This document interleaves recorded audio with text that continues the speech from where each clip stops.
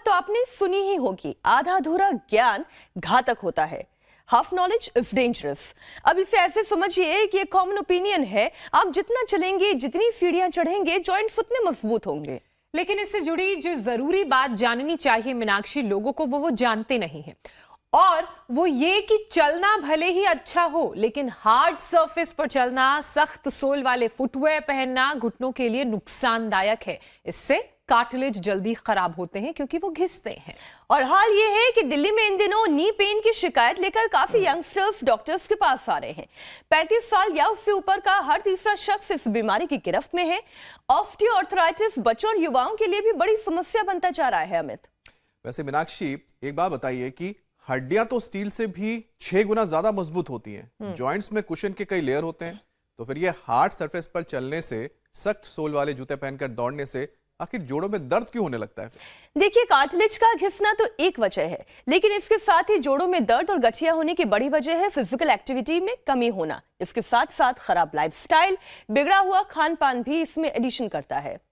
बिल्कुल, कई बार तो हमने जो घर वालों को सुना है बोलते हुए, खासतौर पर बड़ों को बोलते हुए सुना है कि बच्चे दूध, दही, घी और छाछ जरूर पिएं, और इससे हड्डियों को कैल्शियम मिलता है और बढ़ती उम्र में हड्डियां जो हैं वो और मजबूत रहती हैं।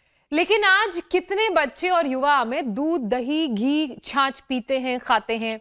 हाल तो यह है कि छोटे छोटे बच्चों को कैल्शियम, विटामिन डी, B12 के सप्लीमेंट्स देने पड़ रहे हैं, क्योंकि धूप में भी तो नहीं जाते हैं। बिल्कुल, तभी तो आर्थराइटिस का ग्राफ बहुत तेजी से बढ़ रहा है।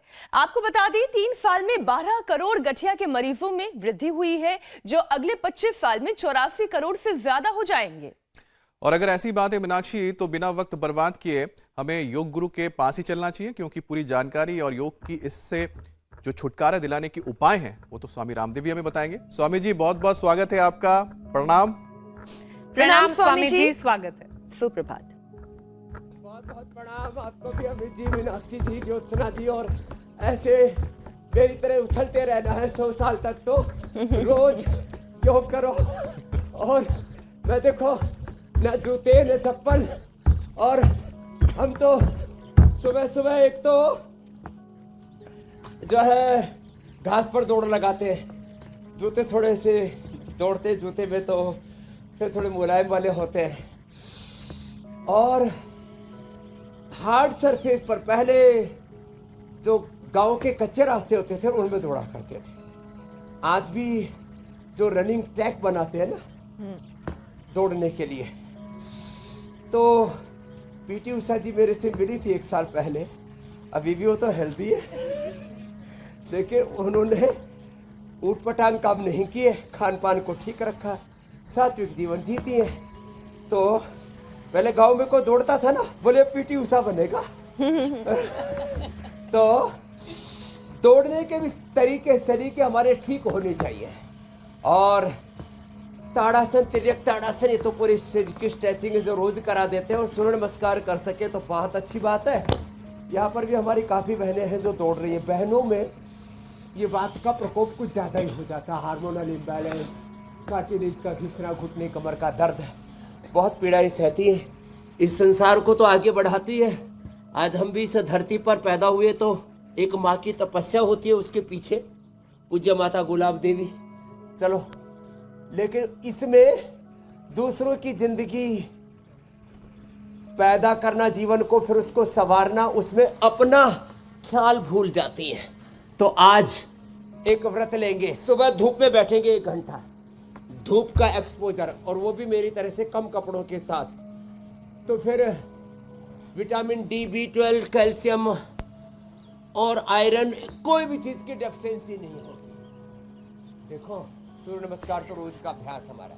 इधर ये वातमोक्षण चल रहा है, जिनके शरीर में ऐसी पीड़ाएं होती है ना, उसके लिए आज 10 उपाय बता रहे हैं। वातमोक्षण, दर्द को खींच खींच के बाहर निकाल देते हैं। फिर कायरोप्रैक्टिक, यह हमारा डॉक्टर अजीत राणा बहुत ही कुशल वैद्य है हमारा।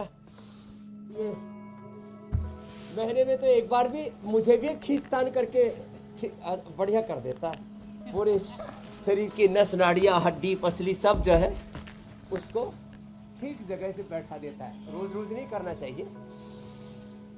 60 साल के बाद महीने में या साल भर में एक बार ही ठीक करवा लिया करो। ये कायरोप्रैक्टिक बड़ा जबरदस्त है। इसमें गर्दन, कमर, घुटने, पूरे शरीर के structural imbalance is the main cause of all diseases, इसको ठीक कर देते हैं। ये भुजंगासन भी और ये सूर्य नमस्कार भी स्ट्रक्चरल इम्बैलेंस को दूर करता है। तो चलो भुजंगासन ही कर लो।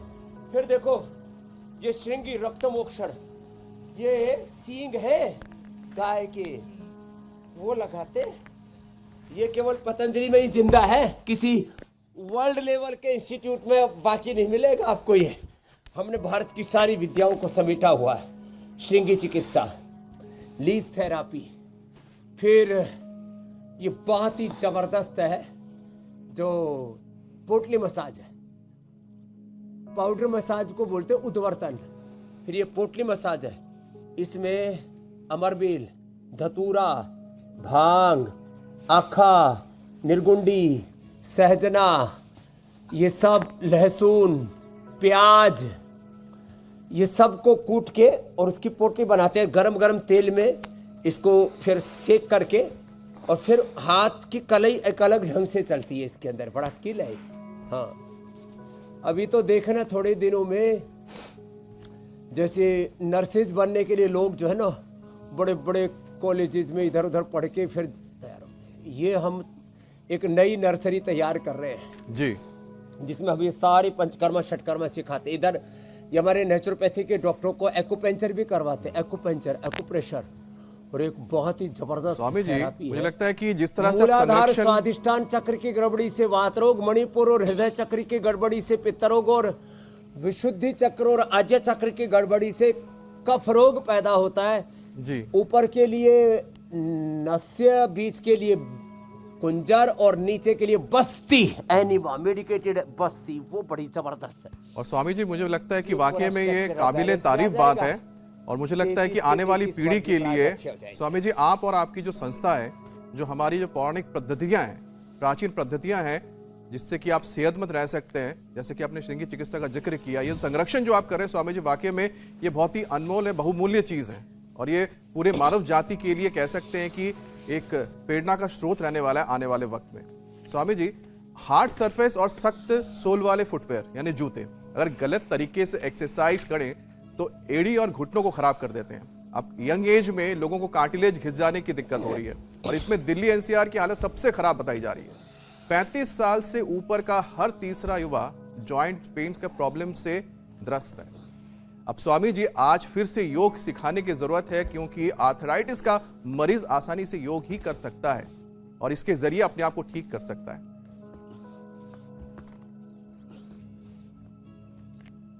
हाँ, अब देखो, अब हमारी तरह से ऐसे दंड तो सब ना लगा पाएंगे, तो भुजंगासन ही कर ले। अब मैं कहूँ कि तुम जो है अब ऐसे पूरा दंड बैठक लगाओ तो पूरी तो ना होगी, धीरे धीरे हो जाएगी। और यदि मैंने कह दिया कि ये वाला कर लो तो गड़बड़ी हो जाएगी। तो सब हंस रहे। चलो, एड़ी का दर्द, घुटने का दर्द ऐसे ठीक होगा। देखो ये ऐसे अपने जम्मू कश्मीर वाले पीएमओ में डॉक्टर है ना, क्या नाम है डॉक्टर जितेंद्र सिंह, नाम भूल गया, मेरे से बोले, हाँ डॉक्टर जितेंद्र सिंह मेरे से बोला जी मेरे घुटने में दर्द हुआ। मैंने डॉक्टर से पूछा क्या करूं, एम्स में गए डॉक्टर जितेंद्र जी, तो बोले जी आप का ऑपरेशन कर देते और बाद में आप ये कर लेना, पैरों को आगे पीछे दबा लेना ऐसे कुर्सी पर बैठ के। और बोले पहले दबा लूँ तो फिर तो बोले ऑपरेशन की जरूरत ही नहीं पड़ेगी। बोले जी मैंने तो ये ऐसे यही किया। मैं आपको रियल बात बता रहा हूँ। उनके बेटे की शादी पर मैं आशीर्वाद देने के लिए गया था, बहुत श्रद्धा उनकी, तो यही अभ्यास किया। बोले जी ये, और आपने बता रखा है दूध में हल्दी सिला दी तो लाख शादी गूगल खा लो। मेरे तो घुटने रिपेयर हो गए, एड़ी और घुटने रिपेयर हो जाते हैं एड़ी में, और जब घुटने पर हम श्रृंगी लगवा देते हैं। एड़ी का दर्द, इसको वात कंटक कहते हैं। एलोपैथी में एड़ी का दर्द का कोई इलाज नहीं है, और एक बार श्रृंगी लगा दो यहाँ टखने के पास, 10-20 साल का दर्द एक ही बार में गायब। लो, ये बहुत जबरदस्त चीज। स्वामी जी हम हार्ट सोल की बात करें, लेकिन और आप फिर ये तो देखो, अक्सर देखो, आप घुटने के खड़ो लिए पहन के इसको घूमते आगे पीछे हैं। ऐसे दबाना। तो स्वामी जी, आपने कैसे अपने आप को इतना स्वस्थ रखा हुआ है? आपके जॉइंट्स में कभी तुमने सुना ही नहीं ऐसी कोई प्रॉब्लम आई है, जबकि आप खड़ो स्वामी पहनते जी, हैं? खड़ा हो तो वैसे भी बहुत हार्ड हार्ड होता है। होता है ये चमत्कार कैसे होता है? मैं सोच ही रहा था कि आज जो है ना मेरे ऊपर ही प्रश्न दागेंगे अमित भाई। फिर उसमें आहुति लगा दी मीनाक्षी ज्योत्सना जी ने भी, हार्ड सरफेस वाले। लेकिन ये भी तो समझो जी। मैं दौड़ता हूँ घास के ऊपर, बैक वॉक, फ्रंट वॉक, और फिर सुबह सुबह दौड़ भी लगाता हूँ। तो मैंने अपने घुटनों को इतना मजबूत कर लिया है कि फिर मेरा, देखो बहुत ज्यादा सॉफ्ट में आप दिन भर चलते हैं ना, तो उससे फिर आपका बैलेंस भी बिगड़ता है। ये मेरे पूरे बैलेंस को बरकरार रखती है, इसमें जरा सा भी इधर उधर नहीं होता, और प्लेन है, ज्यादातर हार्ड। और फिर माताएं बहनें तो ऊंची एड़ी वाले, अपनी हाइट को थोड़ा ऊंचा दिखाने के लिए। हील्स।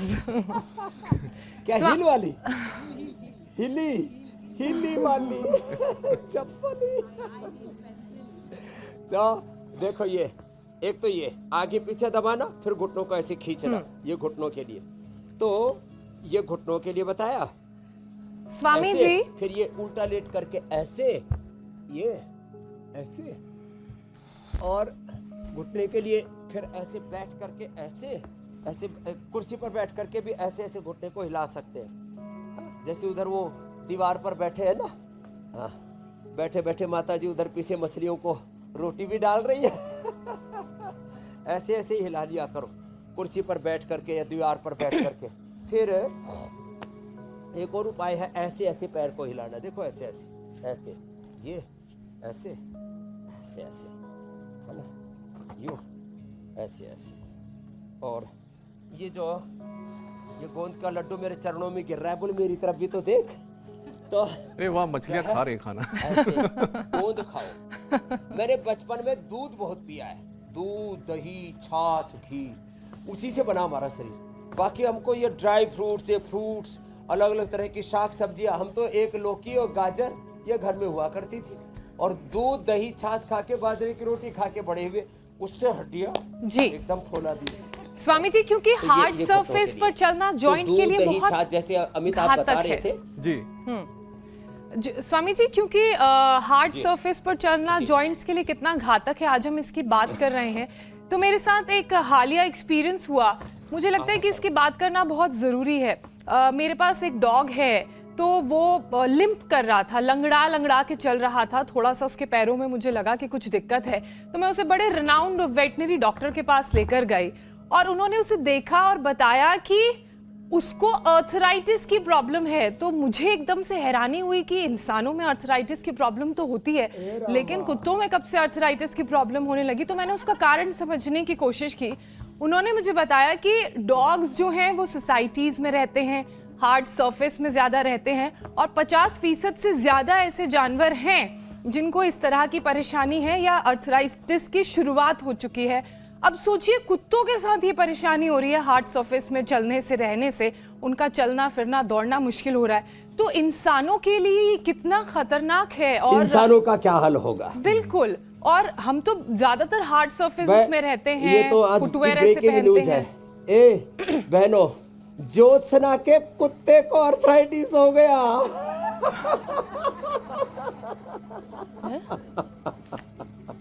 बड़ा, मैं वो हरियाणा की भाषा में बोले तो भाई चाड़ा पाट गया रे भाई, ये तो कलयुग, घोर कलयुग आ गया। कुत्तों को अर्थराइटिस होने लग गया, जो दौड़ने में माहिर हुआ करते थे। ओहो हो, कुतरू को, बिल्ली को, मुझे लगता है आगे गाय भैंसों को भी अर्थराइटिस होने लगेगा। अरे रामा रामा, क्यों?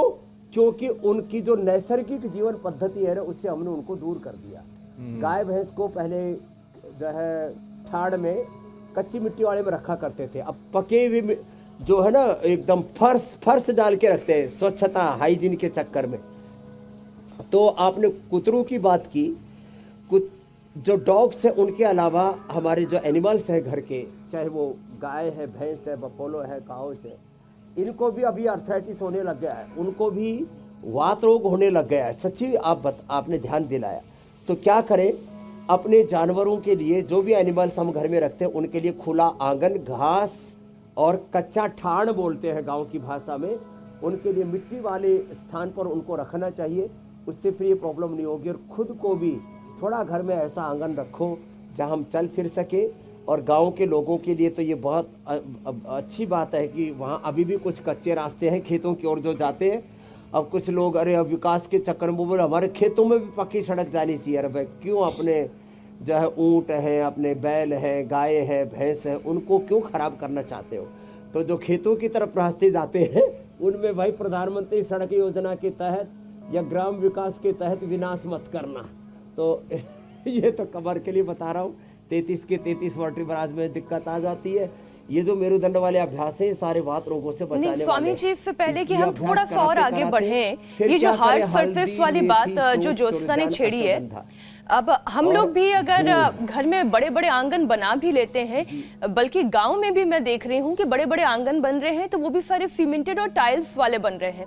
अब घर में तो बच्चे दौड़ते ही हैं, ऊपर नीचे करते रहते हैं, दिन भर बैठते कहाँ हैं, तब तो उनके लिए भी बड़ा खतरनाक होगा। हाँ, उनके लिए भी ये सच कह रहे बड़ा खतरनाक होगा। इसलिए अपने जो है जिनके अपने प्राइवेट घर है उनको तो एक तो नीचे छोटा यदि आंगन हो जाए तो बहुत अच्छी बात है। नहीं तो अपनी छत के ऊपर, आजकल छत को ना वाटर प्रूफ कर देते हैं और उसके ऊपर गार्डन लगा देते हैं, उसके ऊपर घास लगा देते हैं, वहाँ जो है। और कुछ जगह आर्टिफिशियल भी थोड़ा सॉफ्ट वाले वो ऐसे कालीन टाइप आ गए जो वाटर प्रूफ होते हैं। लेकिन उससे ज़्यादा अच्छा है छत की वाटर प्रूफिंग करा करके वहाँ घास लगाए और वहाँ जो है एक किचन गार्डन जैसा तैयार कर ले, वहाँ पर गमले रखें, वहाँ पर पेड़ पौधे लगा लें। और उससे क्या होगा, आपके बच्चों को टहलने के लिए छत के ऊपर, छत की दीवारें थोड़ी ऊंची कर दे, थोड़ा था वायरिंग कर दे थोड़ा ऊपर तक, नहीं तो कई बार बच्चे झाँक झूक करके इधर उधर कहीं गिर न जाए। तो ये काम तो करना पड़ेगा। जिनको आंगन घर में मिलता है उनको वो आंगन थोड़ा सा रखना चाहिए। हमने तो यहाँ सैकड़ों एकड़ ज़मीन है, इसलिए बड़े बड़े गार्डन यहाँ पर बना रखे हैं। तो ये जो हर जगह पक्का, हर जगह जो है टाइल्स, हर जगह जो है सीमेंटेड, ये जो फर्श डाल के रखते हैं और उसी में हम दौड़ते चलते फिरते रहते हैं, धीरे धीरे काटिले जो उससे भी घिसते हैं। फिर जो मूल गड़बड़ी होती है वो होते हैं vitamin D, B12, calcium, iron की कमी के कारण से।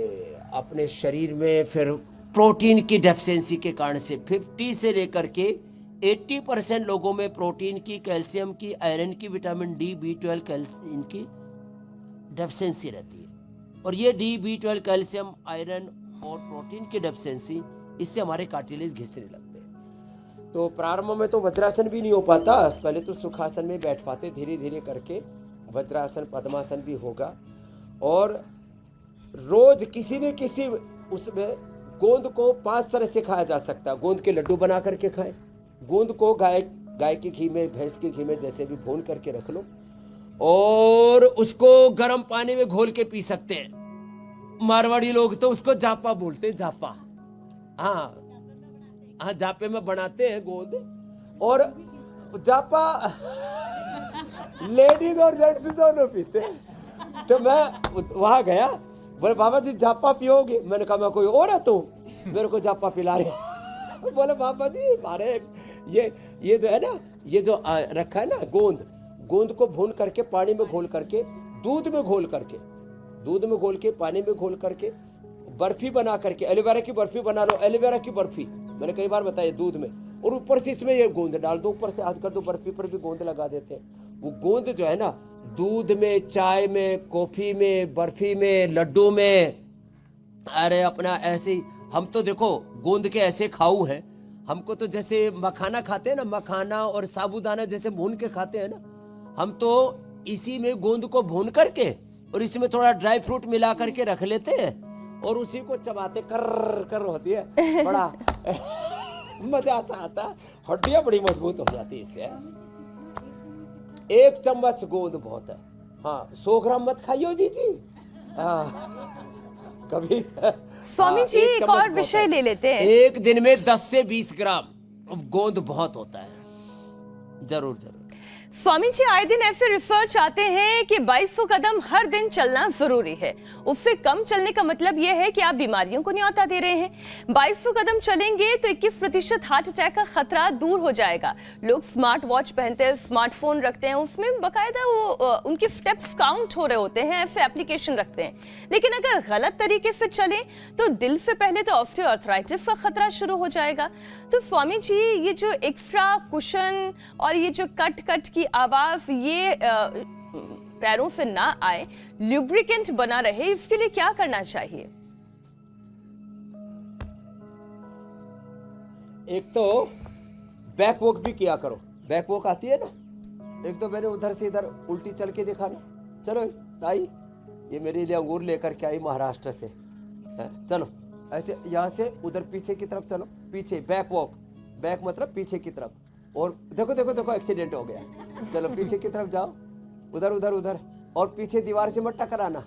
हाँ ऐसे ऐसे उधर जाओ, उधर पीछे की तरफ। तो ऐसे पूरा पैर टिकाओ, एड़ियों पर नहीं चलना। बैक एंड फ्रंट वॉक, इससे बैलेंस बना रहता है। कितने लोगों के खाली यही चीज करवा करके, उल्टा और सीधा चलवा करके हमने घुटने का दर्द ठीक कर दिया, कार्टिलेज रिपेयर कर दिया। खाली पेट पीडान्यूर गोल्ड ऑर्थोग्रिड खाने के बाद खिलाते हैं 2-2 गोली। और किसी को गर्म ना पड़े इसके लिए मैंने कल ही बताया था, गुलकंद के साथ खा लो। और ये लहसुन कल्प, लहसुन के अंदर चीरा मार के ना, और फिर उसको गाय के घी में भून देते। लहसुन के अंदर चीरा मारा, गाय के अंदर घी के अंदर भून दिया। इससे एसिडिटी इसकी खत्म हो जाती है, दुर्गंध खत्म हो जाती है, तीक्ष्णता खत्म हो जाती है, तामसिकता खत्म हो जाती है, बहुत डाइजेस्टिव हो जाता है। हाँ, और इससे फिर इम्यूनिटी अच्छी हो जाती है, घुटने अच्छे हो जाते हैं, और पूरा शरीर का मेटाबॉलिज्म अच्छा हो जाता है। वहाँ तो दोस्तों पूरा चला ही जाता, कोलेस्ट्रॉल अच्छा हो जाता, हार्ट के ब्लॉकेज रिवर्स हो जाते हैं, अंदर का इन्फ्लेमेशन खत्म कर देता है। कपालभाति अनुलोम विलोम थोड़ा ज़्यादा करवा देते हैं। तो प्राचीन काल में योगराज, महायोगराज, गुगुल सिंहनाथ गुगुल ये सब दिया करते थे जोड़ों के दर्द के लिए, आम वातारी रस। अभी हमने पीडानिल गोल्ड खाली पेट खाने के बाद लाक्षादी और दूध में हल्दी शिलाजीत और लाक्षादी दे दो ना, ओहो साहब, फिर तो हड्डियाँ ऐसे फौलादी हो जाती है, कभी भी हड्डियों में दर्द नहीं होगा।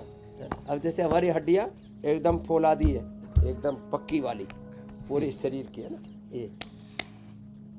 स्वामी जी, हड्डियों की बात चली तो कपालभाति अनुलोम विलोम करना, विटामिन डी, B12 कैल्शियम की डेफिशिएंसी ना हो, इसके लिए नेचुरल हमने Nutrela vitamin D, B12 calcium, iron, और ये प्रोटीन पाउडर भी, और ये ऑर्थो केयर, ये तो बहुत ही जबरदस्त है। हम ATM की सब्जी खिलाते, रागी बाजरे की रोटी खिलाते, 3 दिन उपवास कराते, और पीड़ांतक क्वाथ इसी से बस्ती देते। पीड़ांतक, निर्गुंडी, पारिजात सबको मिल नहीं पाते थे, प्रासना, तो ये भी हमने सबको उपलब्ध करा दिए। स्वामी जी, पहले आपने लोगों के लिए बड़ा चैलेंजिंग होता था कि ये 10 मूल कहाँ से लाएं।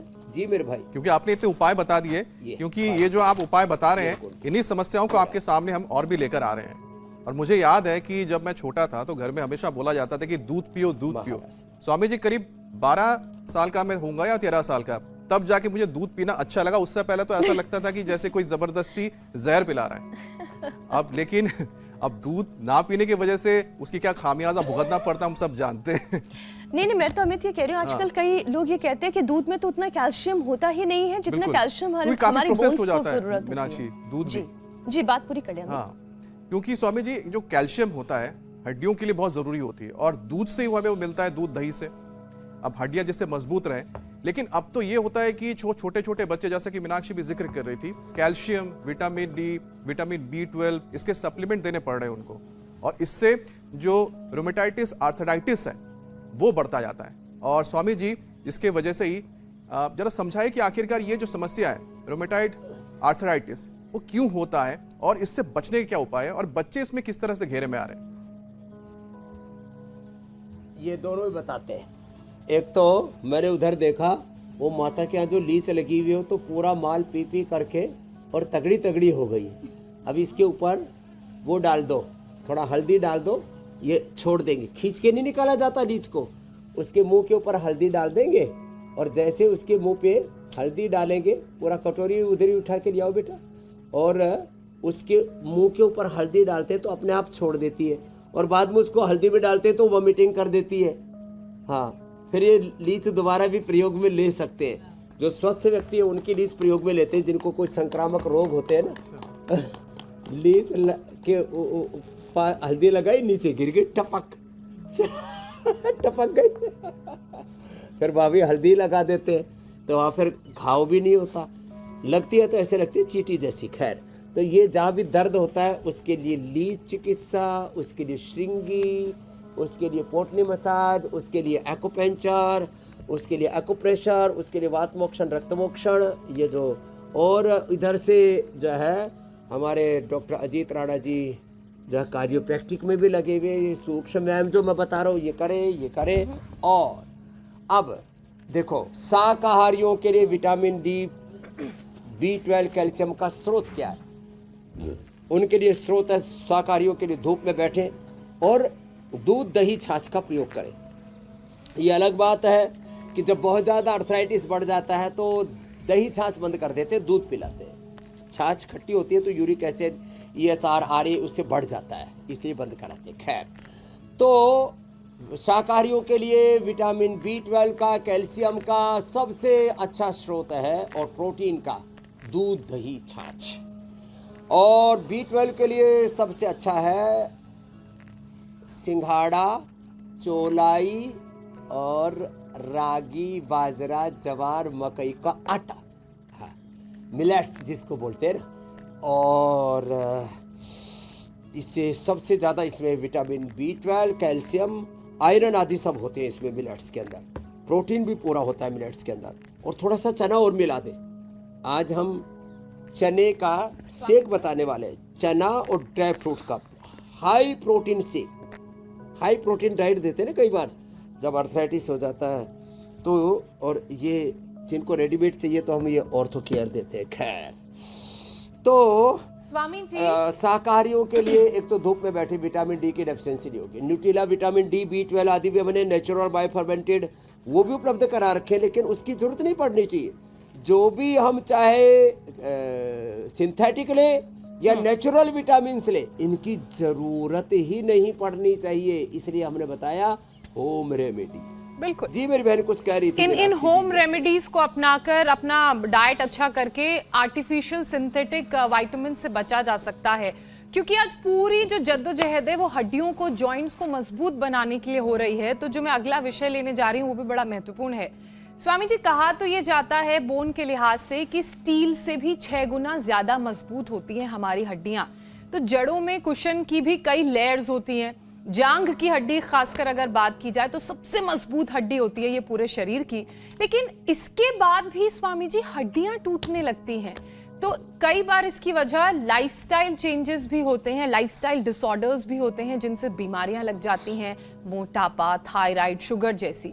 तो स्वामी जी, इसके लिए भी एक पूरा सेशन करवा दीजिए। कौन कौन से योगाभ्यास करने की जरूरत है, किन बातों का ध्यान देने की जरूरत है? ये आपने एक जरूरी बात बताई, जो हड्डियां स्टील से भी 10 गुना ज्यादा मजबूत होती है, अंदर से भुरभुरी हो गई है। क्यों? चाय, कॉफी, चीनी बहुत खाते हैं, चीनी और नमक। चीनी, नमक, चाय, कॉफी जो ज़्यादा लेते हैं, जितने भी junk food, fast food, Coca Cola, Pepsi, पता नहीं, बर्गर, पिज्ज़ा जो ज़्यादा खाते हैं, उनके शरीर से कैल्शियम वॉश आउट होता रहता है, निकलता रहता है। तो क्या करें? और फिर ऊपर से बीमारियाँ, जिनको शुगर की बीमारी, उनकी हड्डियाँ अंदर से खोखली हो जाती है। तो मंडूकासन और पवन मुक्तासन करें। शुगर अंदर से हड्डियों को खोखला कर देता है। और हार्मोनल इम्बैलेंस, थायराइड की प्रॉब्लम, लेडीज को मासिक धर्म की अनियमितताएं, इसलिए उनको दशमूला, अरिष्ट, दशमूल का काढ़ा, नारी कांति वटी और सिरप। नारी कांति अपने मंथली को, लेडीज की जितनी भी प्रॉब्लम्स हैं उनकी केयर करने के लिए, जैसे दंत कांति, केश कांति, एलो कांति, हेयर, डेंटल, स्किन केयर के काम आती है ना, ऐसे ही ये नारी कांति बड़ा जबरदस्त है। लेडीज के हार्मोनल इम्बैलेंस से उनको बचाने के लिए मंडूकासन, मुट्ठी बांध के, मुट्ठी खोल के, ऐसे हथेली पर हथेली रख करके 1 से 2 मिनट करना होता है। ऐसे ही ये पवन मुक्तासन, ये पवन मुक्तासन, ये डायबिटीज के लिए खाली पेट खीरा, करेला, टमाटर का जूस, मधुनाशिनी, उसके साथ खाने के बाद मधुग्रीन। ये उत्तान पादासन बहुत ही जबरदस्त है, दोनों ही अभ्यास। फिर रही बात अब थायराइड इसके लिए ऐसे ये मत्स्यासन करें, ऐसे। जिनसे बन पाए उनसे सर्वांगासन हलासन करें, ऐसे। ये ये तो अभ्यास तो बहुत ही जबरदस्त है थायराइड के लिए और हार्मोनल इम्बैलेंस के लिए। ये दो और बैठ करके सिंहासन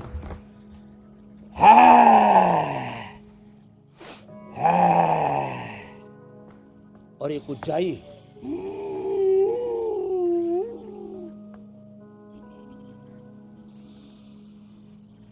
साउंड करते हैं उसमें सांस अंदर लेना और फिर दाएं नाक को बंद करके बाहर छोड़ देना।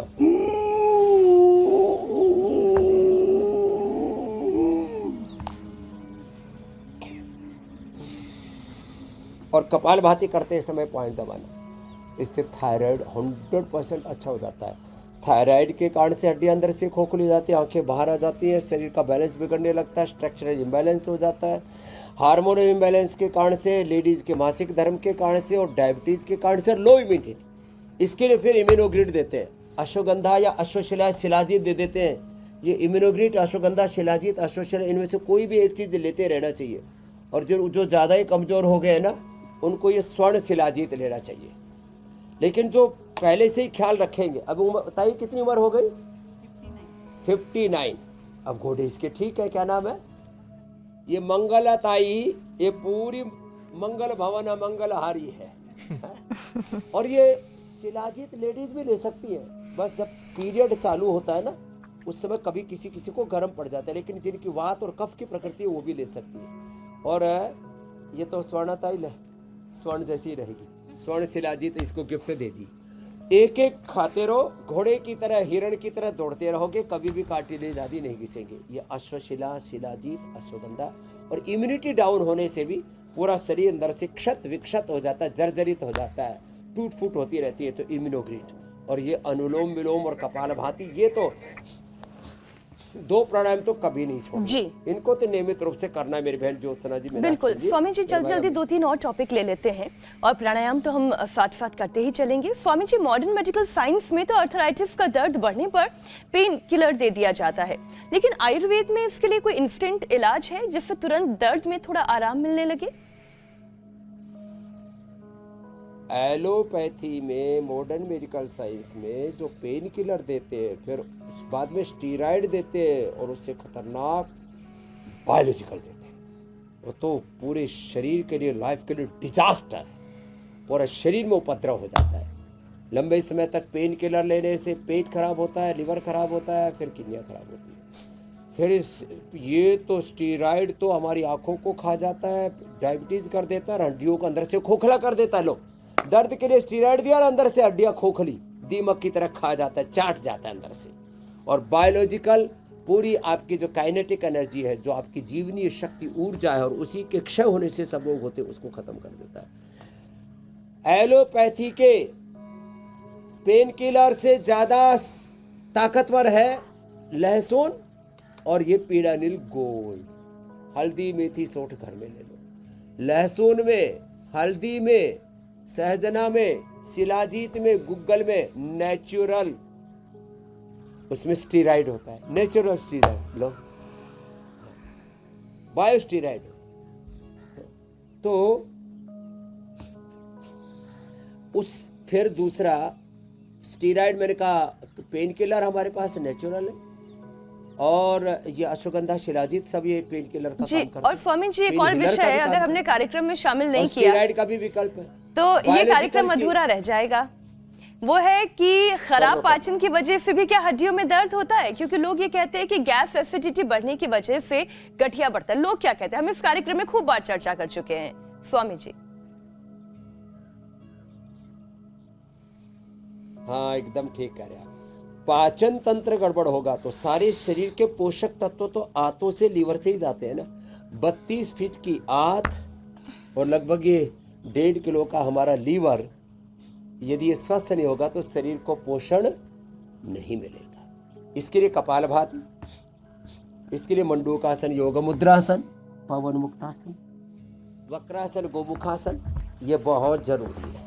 हाँ, और खाली पेट लिवोग्रिट खाने के बाद लिवामृत, कुमारिया सब दे दो। अच्छा ये देखो 5 चीजें जो मैं हमेशा बताता रहता हूं मैं,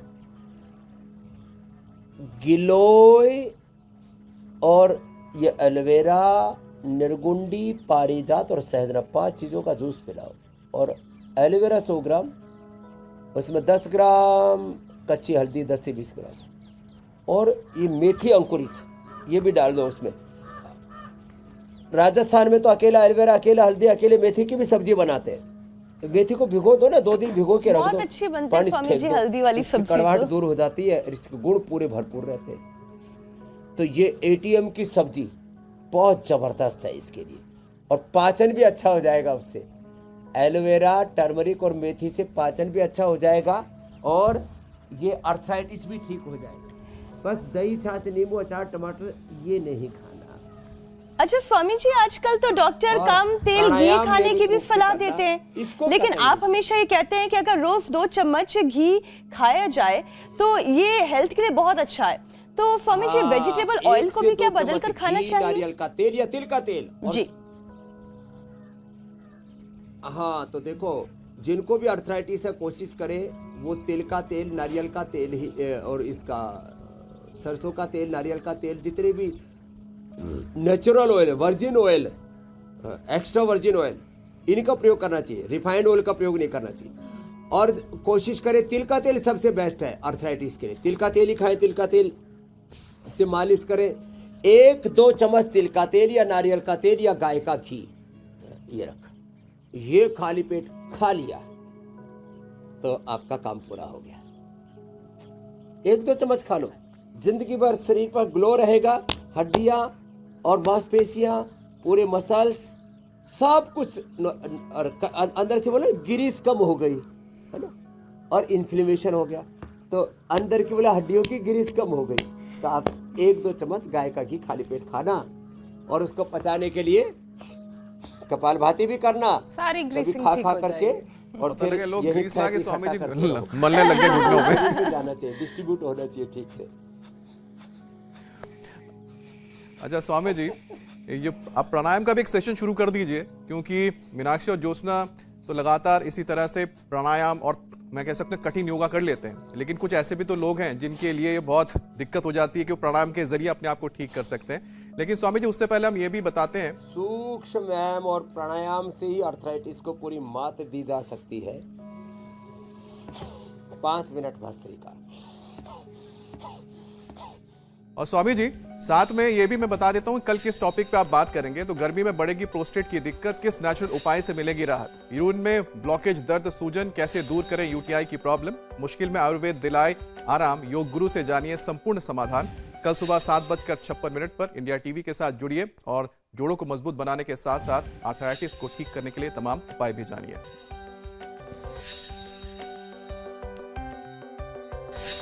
स्वामी जी, एक लास्ट उपाय हमने रखा है, जी जी, बहुत जबरदस्त उपाय है ये।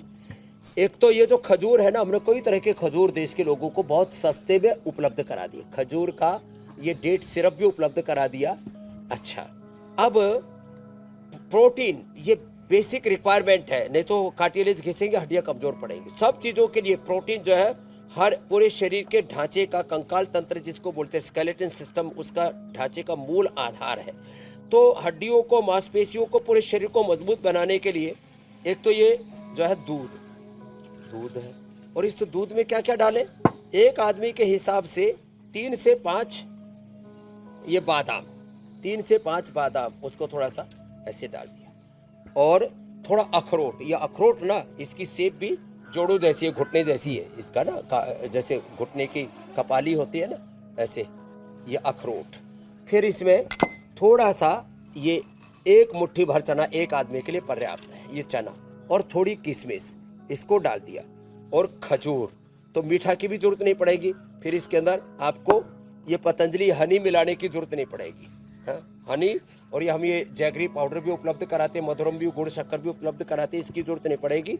इसका शेक बनाया और इसका शेक बनाकर पिलाते हैं, पीते हैं, इतना जबरदस्त हो जाता है साहब।